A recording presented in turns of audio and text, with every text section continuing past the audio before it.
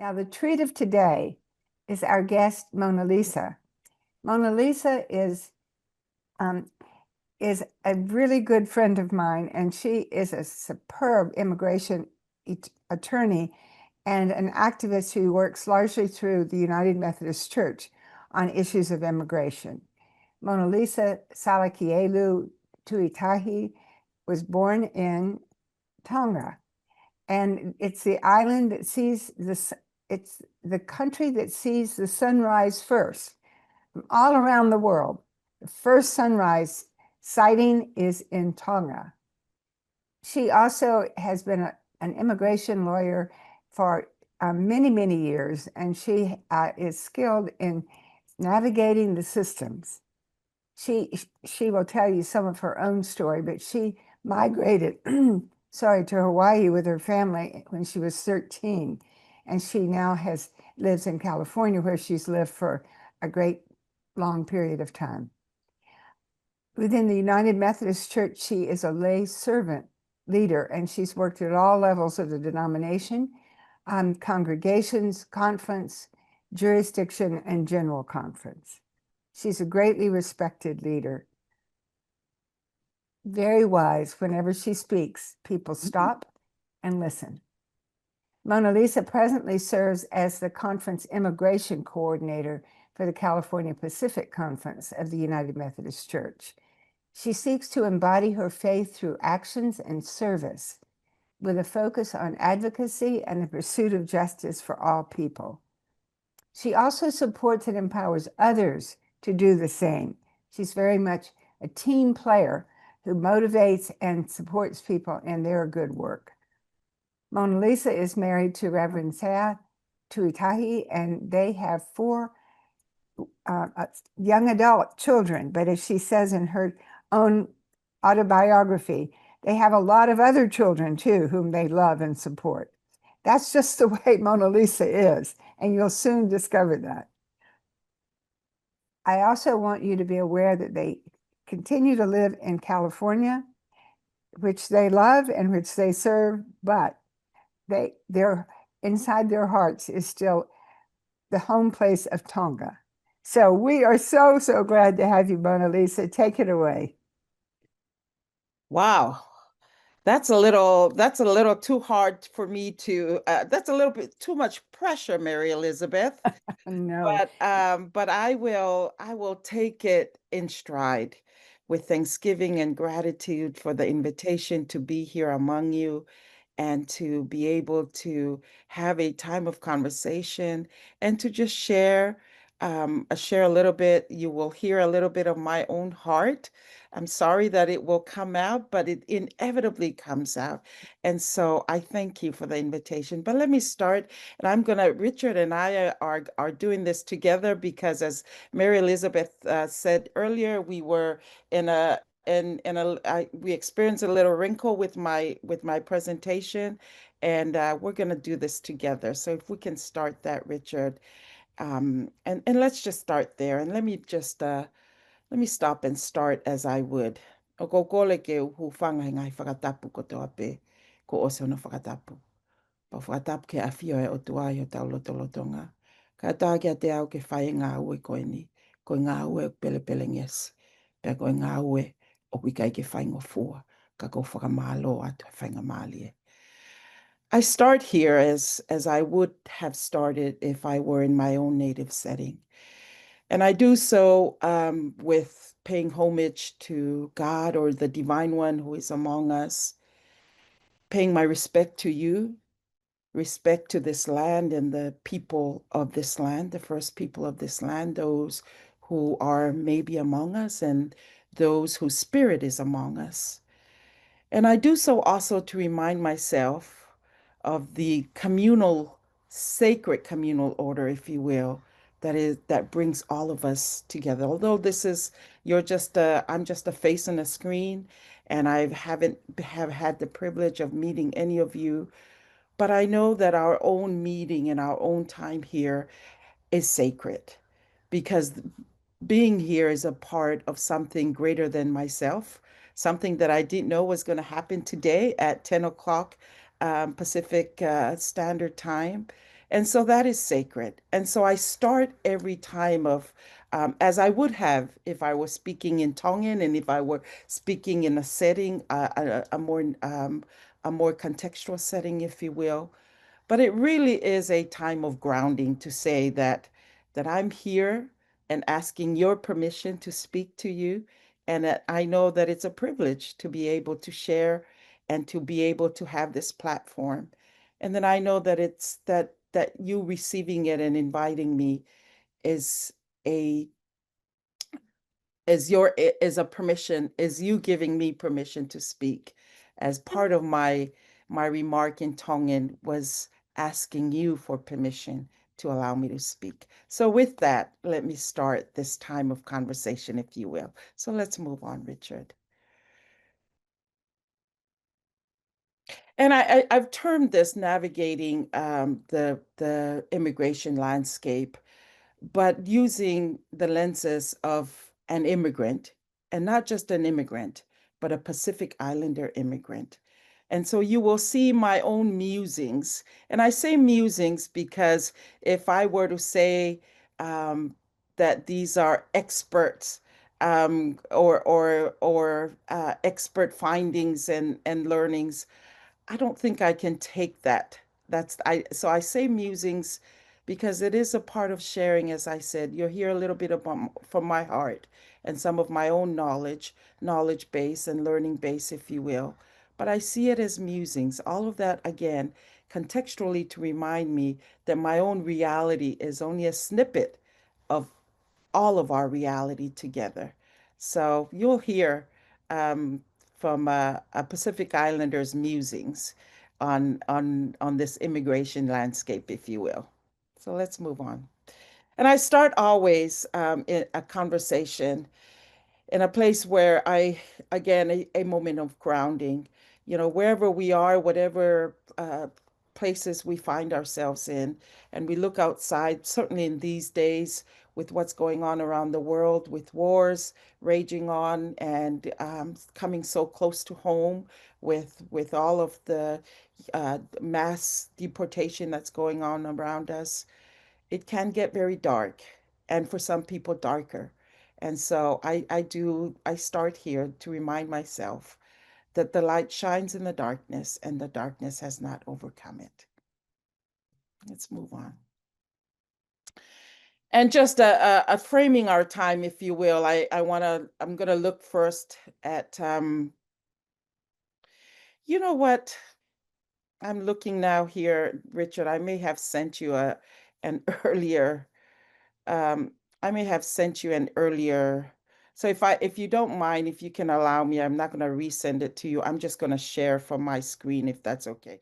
I think so let's just, so let me go back and just, as I said, this is part of what I hope we can do. So I'll give, because as Mary Elizabeth said, I'm an attorney, and part of my work currently right now is to work with with the California Pacific Annual Conference of the United Methodist Church as an immigration coordinator for this season.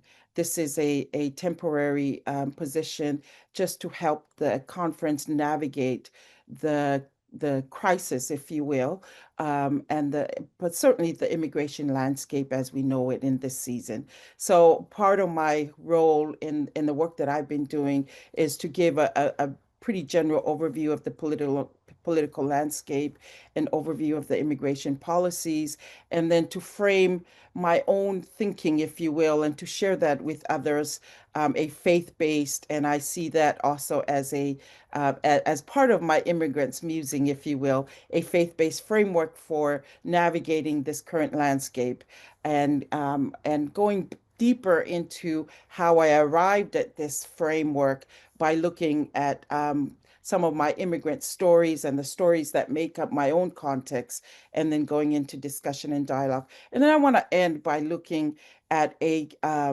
and sharing, if you will, a Queen's Prayer. This is Queen Liliuokalani of Hawaii. So as Mary Elizabeth said, I migrated to Hawaii when I was 8, and Hawaii is more my island home, if you will. Although I was born in Tonga, but Hawaii is the place that the home of my heart, if you will, as I had grown up there. And so I will close there with a Queen's prayer, Queen Liliuokalani's prayer. And, just some disclaimer that I do generally, because I'm an attorney, that, we're providing, this is general information and not legal advice, and, information that we are sharing changes on the dime, if you will, as things change. It's so fluid. And some of the information that I'm using here is shared work with other partners, primarily Immigration Law and Justice Network, who's a network within the United Methodist Connection, and I'm sharing some of their work as well in this presentation. But, to go back to just look at the political landscape, and sort of, I want to do this just to establish the great need that we have in front of us, and then to say, and then to lead into why have a framework for dealing with this. And so, looking at the political landscape, mass deportation, some of this is not news. This is what we've been hearing in the news. This is what we're dealing with. 13 million undocumented immigrants are at risk of mass deportation. Psychic terrors on communities, particularly communities of immigrant communities.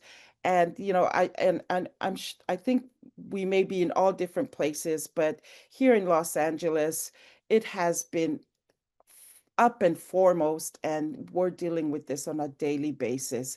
Yesterday I drove to UCLA to be with to help a group of undocumented students celebrate their graduation, and where they brought their families to our Wesley campus presence there at the US, across from the UCLA campus. And just getting there was at the federal building on Wilshire, which is just a few miles from the UCLA campus. There's a big rally and protests. And so you had families of undocumented students coming into the UCLA to celebrate the graduation of their undocumented students, who had to steer away and try and find other ways to get around because there were ICE enforcement activities happening right there. So, I mean, so I say it because it is our reality. It's what's happening right now in our streets, not in some faraway places, but right here. Millions of immigrants, of families will be separated. Communities are being destroyed. Loss of workers across all industries. Loss of contribution to the social security systems. You see the numbers there. And, massive challenges to our constitutional authority and balance of power. So I share that. That's the political, that's a general sweep. And I know, I try to stay away from the political polarization that is really a part of our narrative now. But truth be told, the personal is political. And I can't steer away from it. And I will apologize up front if this presentation will be offensive in some ways. But this is a place where really we have to talk about our own personal belief and how it's played out. And it's played out in a landscape that is politically driven, and there's no way of getting around it. And so I apologize and ask your pardon up front, but this is what I'm dealing with in my everyday, and currently right now. So let me move on.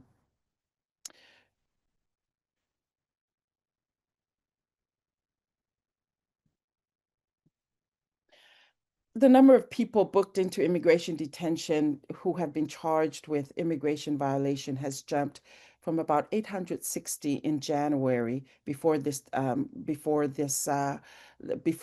second Trump administration started, to 7,800 at the beginning of this month. I think the date was June 10th. More than 800 increase. Those arrested and those detained with criminal charges also rose, but only by 91%. So you can see and I have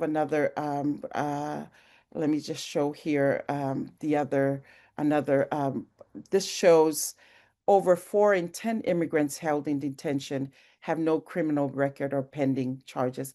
And if you see criminal convictions, about 30% of that big number that I said, the 800% growth. And that's okay. I think we all want, that's something that everybody wants, is to get those criminals, and and rightly so. But pending criminal charges, there was never a time when people um, were deported for just criminal charges, pending criminal charges. To be deported, you had to have a conviction. And so 27 of the people that are being detained have not had their day in court to get that conviction. They have some pending criminal charges, and they're being picked up based on those pending criminal charges.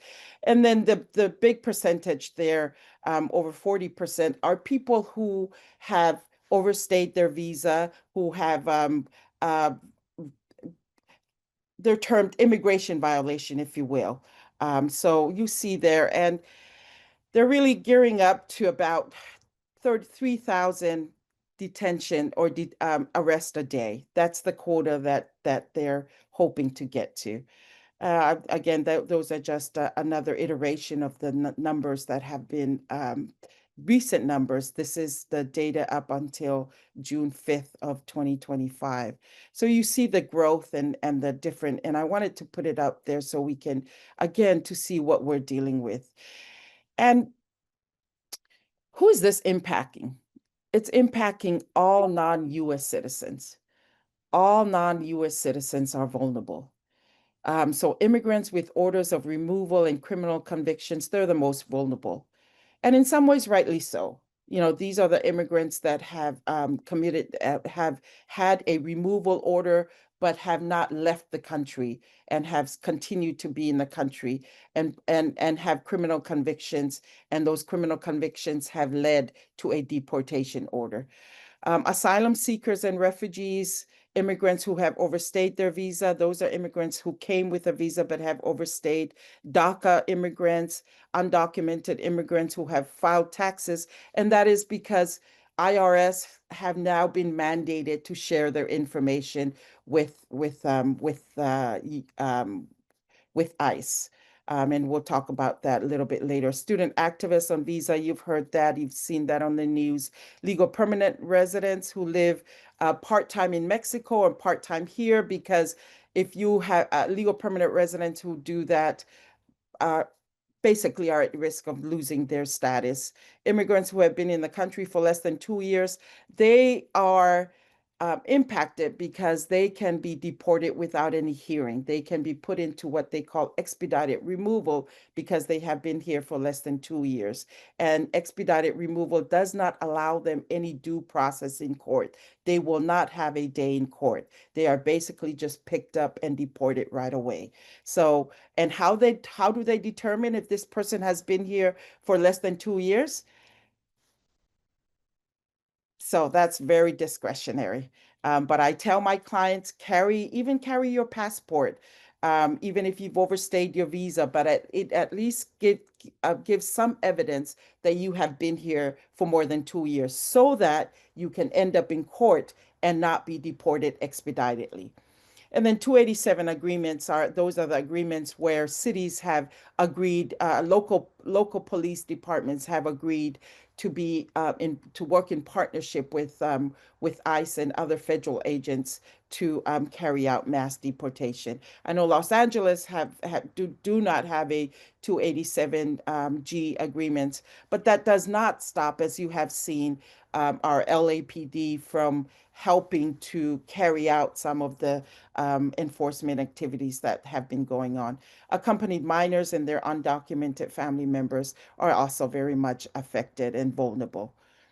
And just some terms, I'll just go over this quickly. An asylee is an alien who has, who comes to the border and comes in and then files for asylum. A refugee is someone who already comes with paperwork because the country has been, declared a country that is going through some political persecution, and thereby people from that country uh, uh, gets gets processed outside of the United States and come as refugees. Immigrant and migrant, as I said, I'll just go over this real quickly.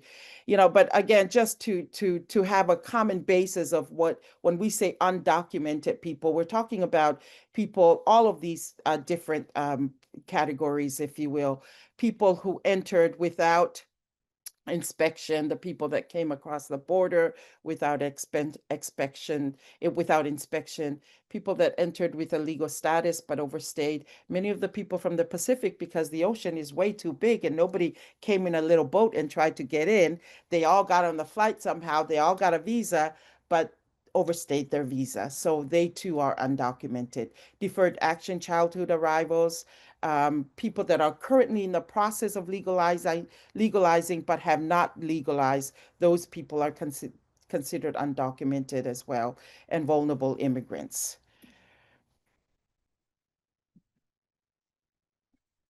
And I'll just talk briefly about some of the immigration policy, the executive orders that came into effect on January 20th when President Trump became the new administration started again.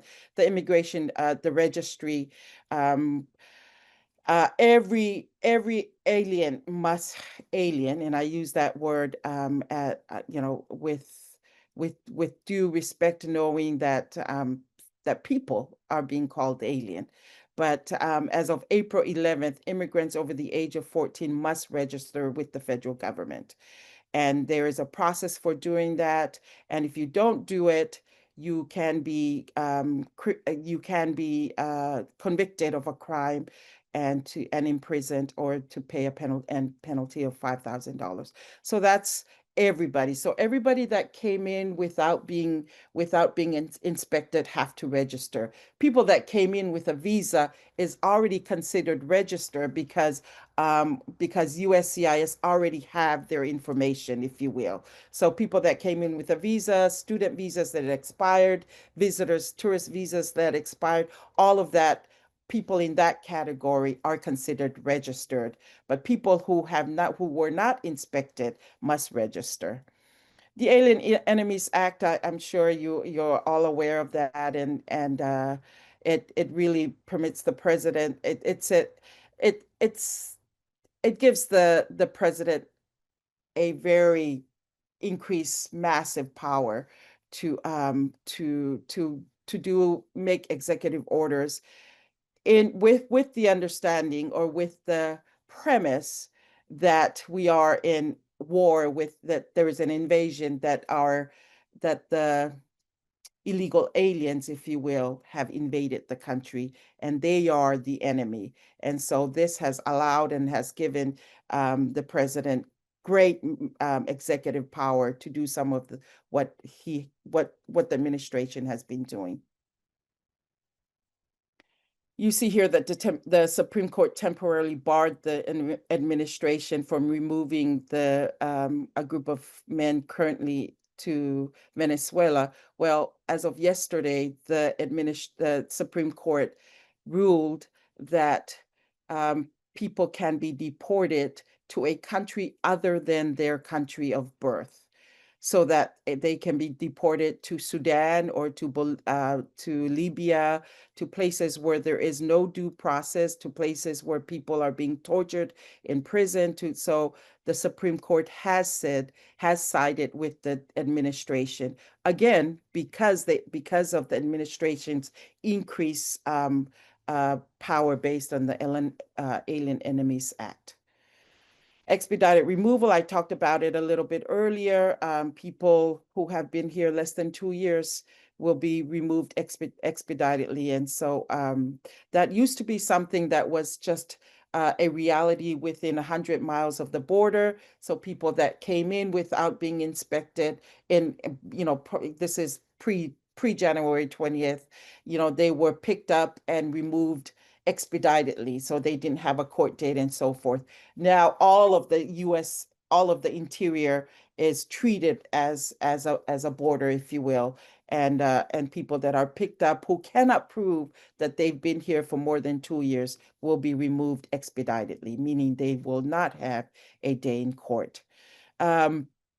almost 1 million asylum seekers received a letter that began, it's time for you now to leave the United States, because asylum seekers that have been the right to seek asylum, if you will, have been taken away by this administration.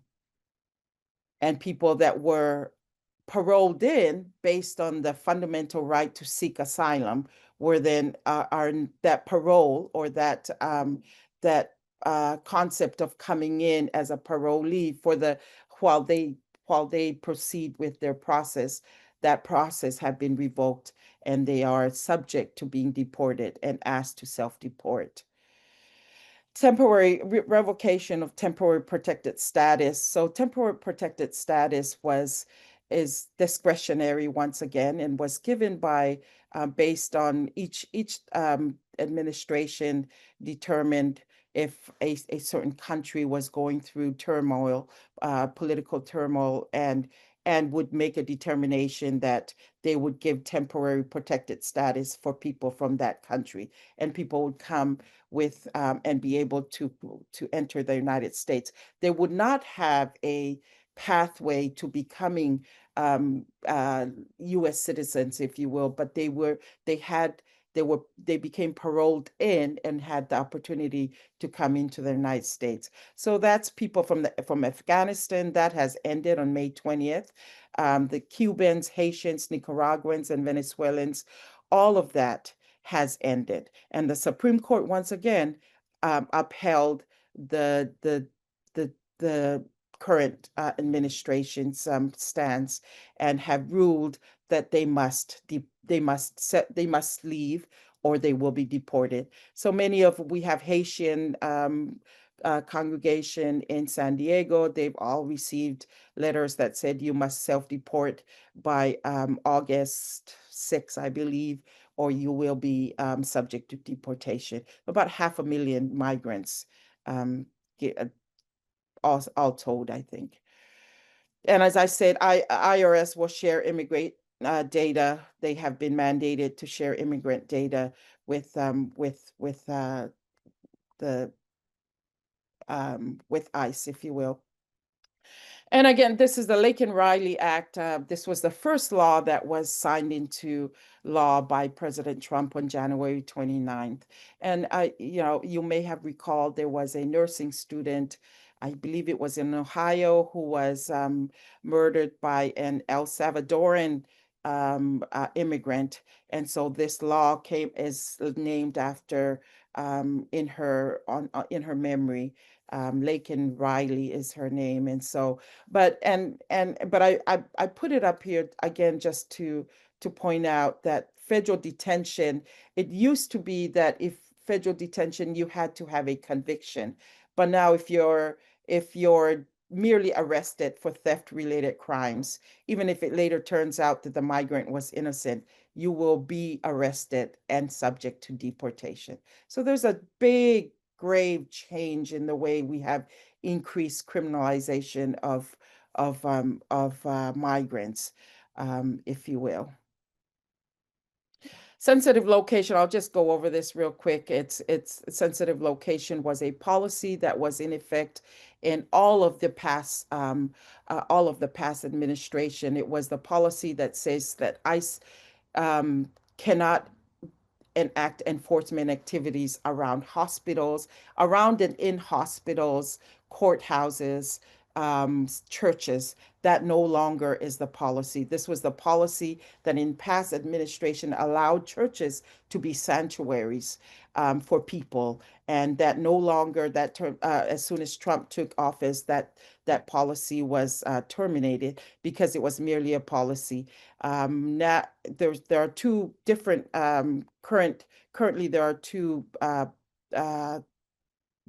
lawsuits that are challenging that and then we'll certainly end up in the Supreme Court challenging that based on freedom of religion and and congregations and religious bodies right to practice their religion without enforcement activities and without people, officers walking into their churches with guns and so forth.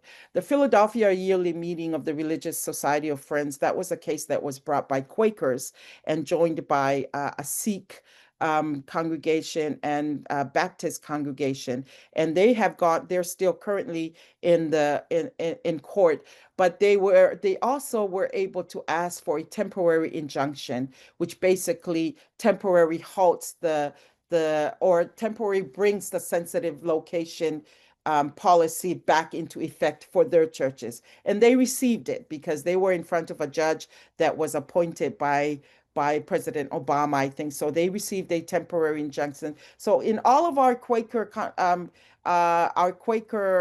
facilities and our Sikh facilities, ICE cannot enter those facilities because the sensitive location is the sensitive location policy is they were able to bring in an injunction against the current administration.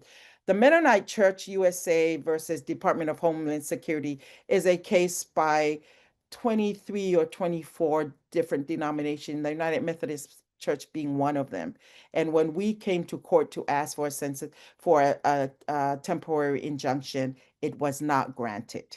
So for all of our churches and all of the from all of the churches, if you will, or congregation that were not a part of the Philadelphia yearly meeting of the Religious Society case, all of the other churches and congregations, there is no sensitive location policy for them, and ICE can enter into their religious campus at their choosing.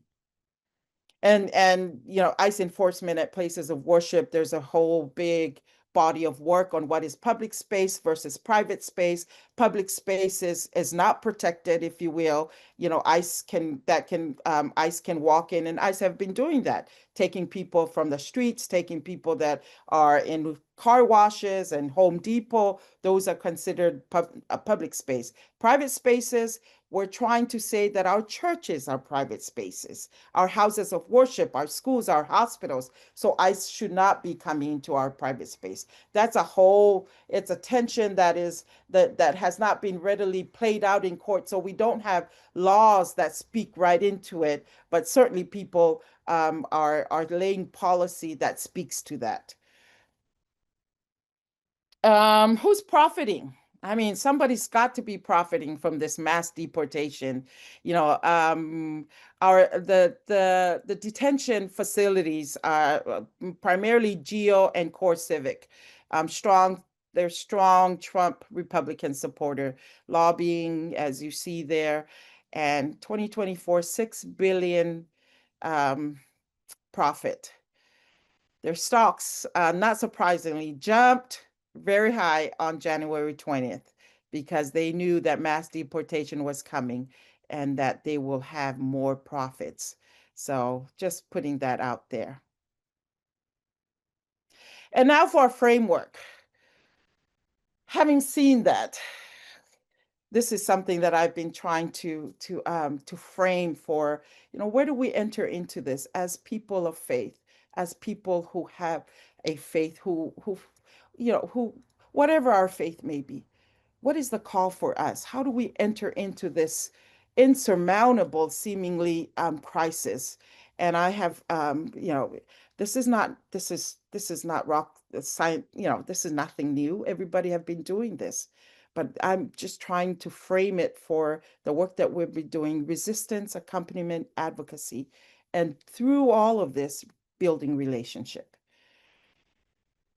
Resistance and again, what from the context of our United Methodist Christian faith, and I'll just put it out there that we all have our own faith-based context, but as a resistance as an act of faith mandated by our baptismal vows in the United Methodist Church and in the Christian tradition, if you will. Do you accept the freedom and power God gives you to resist evil, injustice, and oppression in whatever forms they present themselves? It's the kind of resistance that really is asking you to just ask yourself, is this right? Is what's going on right? Should this be happening? Should people be treated this way? And then asking yourself, it's the call to resist all resist seeing people demeaned this way and seeing people brought to such, almost treated as animals, if you will. It's that kind of resistance that I'm asking people to talk to themselves and talk to their own belief in God and see where God is asking them to do this work. And then accompaniment offering companionship and solidarity. It's a solidarity that really is more than just writing statements, more than just giving money, but it's a solidarity that says that I'm standing with these people. It's a solidarity that says that I see in you God's own image, and that I know that you are there, and that I need to stand with you. You know, I was having a conversation with the young people, yeah, as I said yesterday, young undocumented people. And they said, you know, so often they've been just, you know, given a red card and say, you know, these are your rights, you know, you need to do this. But they need to know that you will be there, that the church will be there, that you as an ally will be there, that you will be their voice when they cannot show up, because if they show up, they will be picked up and put in detention facility. They need to know that someone else who is able to do it can't show up in their stead. It's that kind of accompaniment. And then advocacy, we do this all the time, legislative action, rallies, you know, maybe even writing maybe having conversation, you know, because so many people say Trump is doing the right thing. They broke the law. But unlayering that, who created those laws? And who were those laws created for? And why are people left out of those laws? Why do we dehumanize people and they're not a part of that context? You know, and then throughout all of this relationship, it's the kind of relationship that says that I am not going to let my neighbor down the street go through this. It's the relationship that says, do you even know who's an impacted individual? Do you even know if your neighbor is an immigrant who ICE might come and pick up, and their children are at school, and who's going to pick up their children? It's building that kind of relationship so that you can be there and have real, and I've been saying, perhaps part of the silver lining in this is that we can return to the fundamental meaning of building relationship with each other. So far, we don't even know our neighbors. Even in our churches, you go in and you worship with people, but you don't even know if the person next to you is an immigrant and may not be sleeping well at night because they don't know if they might be picked up, and they don't know who's going to pick up their kids from school. And they haven't even, maybe their kids don't even know that they are at risk. But it's having those kind of relationship and creating circles that brings people in to those circles. And that's the kind of relationship that I've been, that I think that this time is forcing us and asking of us if we are to survive this time. And I say that with, again, now going to some of my own immigrants musing, if you will. And this is where I want to share a little bit of my own story as an immigrant coming into Hawaii as I said, an 8-year-old. I was a stranger in a strange land. I came in with my mother and 7 of us arrived together. In fact, when we left Tonga, it was just my family of 8 that left in this little plane, and traveled for so many hours and arrived in Hawaii, and walking into a strange land, speaking no English, not knowing everything was strange. But I want to go back to the people that really embraced me and really, and without knowing, now looking back at at the at the teachings and the learnings that I received from immigrants who were already there in this little village in Hawaii where I grew up, and receiving gifts from another generation of immigrants that were earlier waves of immigrants that were brought there to work the plantation fields, people that came from the Philippines, that came from uh, from Japan, that came from Puerto Rico. They came because of social economic forces that brought them to Hawaii. Some of them forced labor, even. Some of them forced economic labor. They had no other choice but to come and work the fields so that they could send money home, so that people could survive.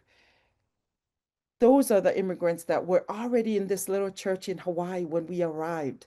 And those immigrants opened up their churches and opened up their homes and opened up their hearts and said, we're a part of you. We know your stories. You're following a tradition of immigrants that have already came through because of forces beyond themselves. And so I want to share a little bit about my friend, and again, I was going back to that time where there were crises already happening and shaping the life of those immigrants, and those learnings became my learning. This is where I'm gonna, I want to play a short clip here. So if you will indulge me and let me, is that coming now? Yeah, we're seeing it The now. war started, this clamped down on a lot of freedom. First of all, we all froze into our job. The army was into big construction work. They were paying the workers $1.25 an hour, as I recall.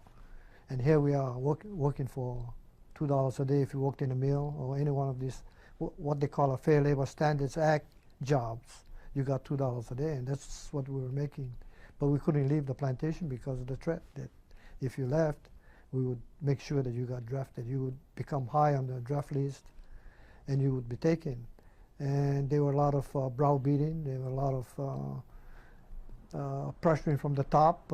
In fact, the manager of the company was himself like the martial law representative. He had an old tin hat, and he had a 45 slung on the side of his hips, and he would proudly come down to the morning assembly, to let everybody see who he was and what he represented. And we were all cowed by that kind of action. And so, we were really emotionally all built up. We lost our freedom. We were cowed by this arrogance, military and this so-called Howley psychology.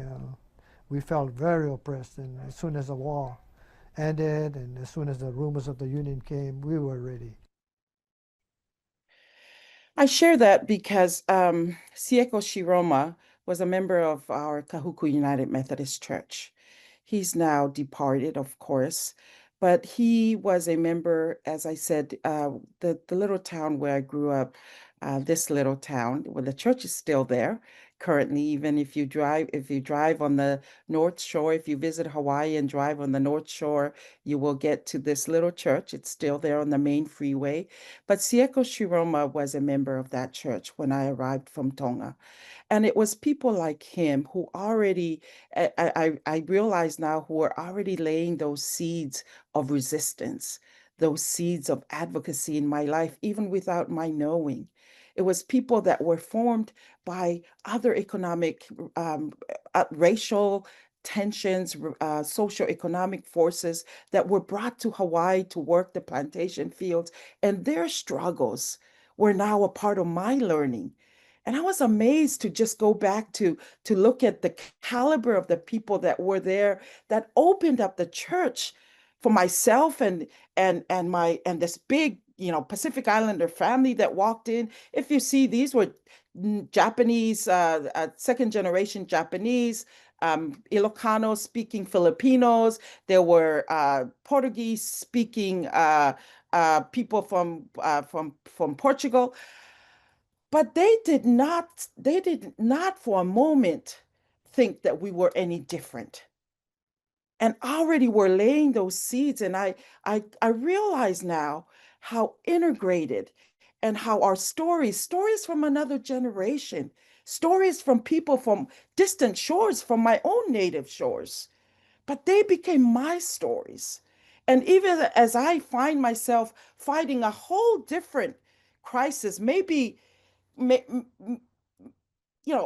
may say that crisis that we have never seen in our own, certainly in my own lifetime, but still those same muscles that were taught to me by people like Sieko Shiroma, a Japanese Nisei whose parents were in the internment camp and himself a child in the internment camp.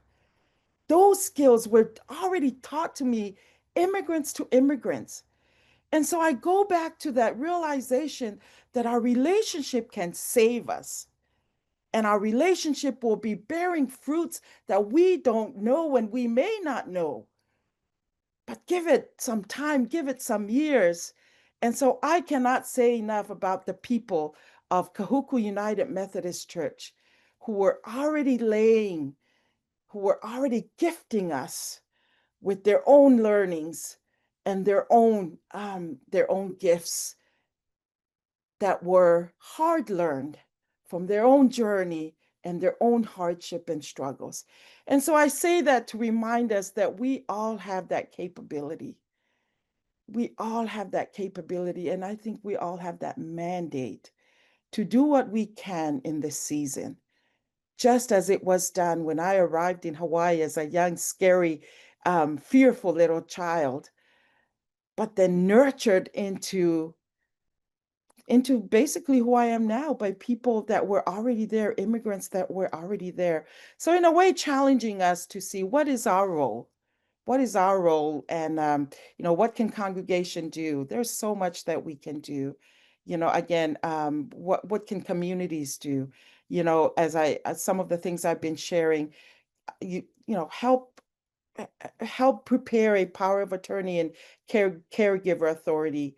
Help immigrants prepare a file. Many of our immigrants don't even have that concept that they should have a file ready in case something happens to them. And they should have a caregiver authorization already signed by someone who can take care of their children if they are taken in. What are the things that they need? They should have a file with their, birth certificates, with their, A numbers, with, different things. Those are things that the Sieko Shiromas of Kahuku United Methodist Church taught me in that season, or taught my family in this season. It's a different set of list now, but it's the same sort of sharing and relationship building, if you will. And, these are just things that we can do in this season. And I don't think this is news to any of you. And so I'll just quickly go over it so that we can get to a time of conversation, if you will.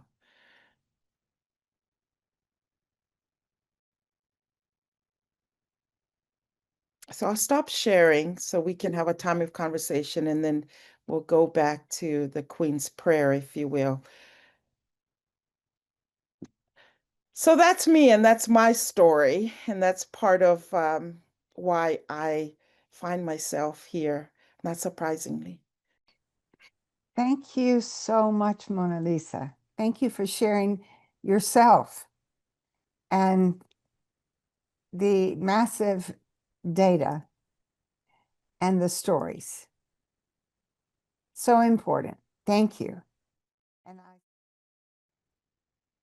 I'd like to build on the conversation we've been having. Two themes run through your presentation in regard to what people can now do. One of them is the theme of knowing and responding to the mega issues. You led us through policies and policy changes in the last 6 months. It seems like longer. But you led us through that. You led us through the numbers. So you were looking at the big picture. You mentioned global wars and so forth. So one is the big picture, which we need to understand and respond to.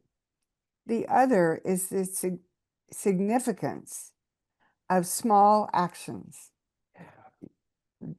Working with befriending your neighbor next door, or supporting a family by a congregation, are doing what Paul was describing, continuing relationships with people so that you can be available to help when needed. I would add protests on street corners, postcard writing, and all the other gestures that people engage in. So we have the picture of the large action and the very particular smaller action. I wonder, and my question is going to be, to what extent do we need to do both of those, and how are they related? But before I go there, let me say that Paul really touched on the big action when he posed the question of what would happen if the churches and other churches, synagogues, and other organizations work together in a kind of massive way. And that's something that we've not discussed so much. So that's a question that's nagging me, especially after receiving a letter forwarded from a friend about that came from Liz Cheney. I got it yesterday, so it's a recent letter. And she's really challenging Democrats, but she's challenging all people who oppose the policies that we're now living under to do big action and to stop asking for little bits of money and to stop doing little actions as the only thing. And to organize ourselves in much more bold and loud ways. I wonder if your call for the large action and Paul's call for the churches and synagogues getting together, if those things point in a direction that suggests that the small and the large belong together. If so, how? Yeah.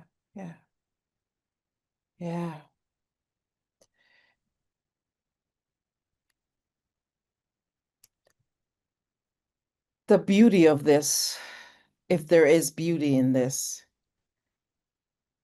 is that the largeness is made up of the smallness.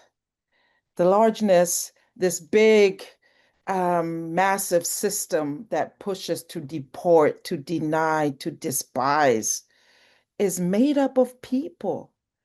Part of the gifts that I have seen as an attorney, and that is still part of the grace that I see in this season, is even this system, this mass deportation system that I'm picturing in my mind, this big mountain, if you will, is made up of judges that are humans, made up of attorneys that wake up every morning and have children that go to school and have children that sit at a table that have food. They are having very human experience every day. And I have seen it in court where I go into a court and I think, oh no, I'm sure Paul knows, but this is not going to fly. And then a judge throws a little lifeline to me and I grab onto it. But my point is that big system is made up of people that are not prototypes of Trumps or whatever that system or that political protagonist that I have in my mind, but people that are made in the image of God, that have feelings, that have that love, that have values. And indeed, Mary Elizabeth, they belong together. They belong together. And I think that's, even for me as a Pacific Islanders, I have had to learn how to organize, because of my more traditional makeup, if you will, is to be tolerant, is to just take it, is to respect authority, is to sit and take it and tolerate, and it will be okay. But I have had to learn the values of organizing, of putting human to human, one person together, two person, three, four, five, six, and growing that. And I think that's how we will be able to get through this. And I have found the power in showing up to last week to downtown LA, and standing with people and being there to de-escalate, so that I have a different narrative from the narrative of those that show up to destroy. But I show up to learn the story of the next person standing next to me. It was a young man who was wearing a mask who said, I'm here and I have to wear this mask because if my company sees me on the TV, I will be fired. But I have a young baby at home. I cannot be fired. But my brother was picked up this morning and we don't know where he's at.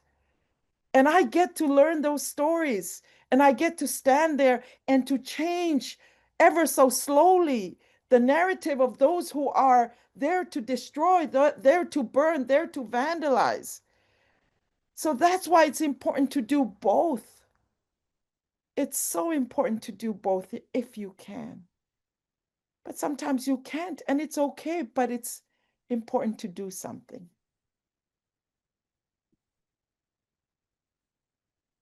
Thank you. That's beautiful. That statement was a testimonial, Monalisa. Thank you so much. Yeah. Let me then invite you to give the last word. I want to say before you do that, though, a huge thank you.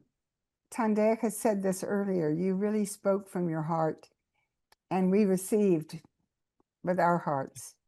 Thank you so very much for all that you've contributed today to our thinking, but most important to our inner spirits. Thank you. Of course, Mary Elizabeth, as I said earlier when I started with paying respect in the beginning in my Tongan language, it really goes, what you have just said goes to the sacredness of our time together.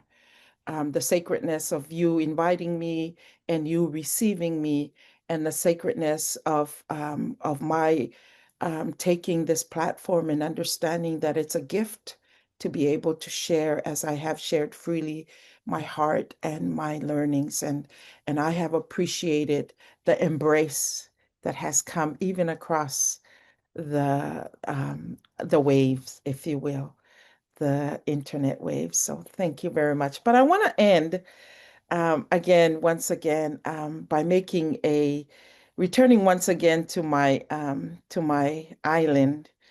The place where my heart still lives is in Hawaii. As I said, I grew up in Tonga, but left Tonga when I was 8. So all of my growing up years, or my formative growing up years, have been Hawaii. And so the people of Hawaii is close to me. I'm not native Hawaiian, but I stand with the native Hawaiian in their plight and in their fight for self-determination and for recognition. And so I want to end with a Queen's prayer. And I'll say I have a few slides just to share from that. And then I'm going to end with playing the song, the Queen Liliuokalani's prayer, as a way of ending our time together and of paying my respect to you with a Queen's prayer and with a song from Hawaii, and also paying my respect to the Queen of Hawaii and the people of Hawaii, if you will. So let me share again. So I'm going to play at the end of this, as a way to end our time together, Queen Liliuokalani's prayer, a Queen's prayer, and just a little bit of of a context, if you will, although some of you may know the story of the overthrow of the Kingdom of Hawaii. Liliuokalani was overthrown by a group of local businessmen and sugar planters with the assistance of the U.S. Marines. And to avoid bloodshed of her people, she yielded. She yielded her government and her kingdom. And then she was imprisoned. And while she was imprisoned, she wrote the Queen's Prayer. And I will just play it for you as a way of closing our time, and hope that we can see in it the breadth and depth of the human spirit, a human spirit that is able to be resilient and to reach and to still see the goodness even in the darkness, to still have light even in that darkness, the darkness of her prison. She was imprisoned in a room in her own palace, imprisoned for 9 months, 8 months. And while she was there, she wrote this Queen's Prayer, which we all learned as a young child growing up in Hawaii.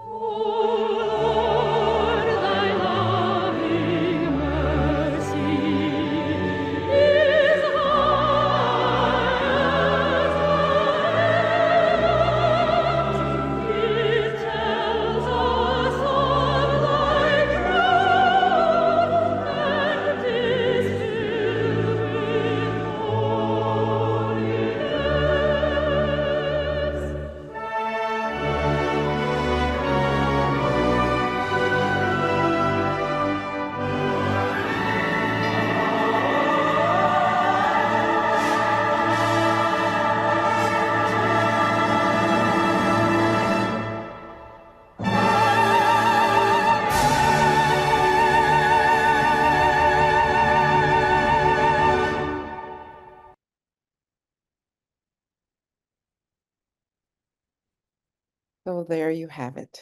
Thank you very much once again. Malo aupito. Mahalo. Thank you, thank you, thank you.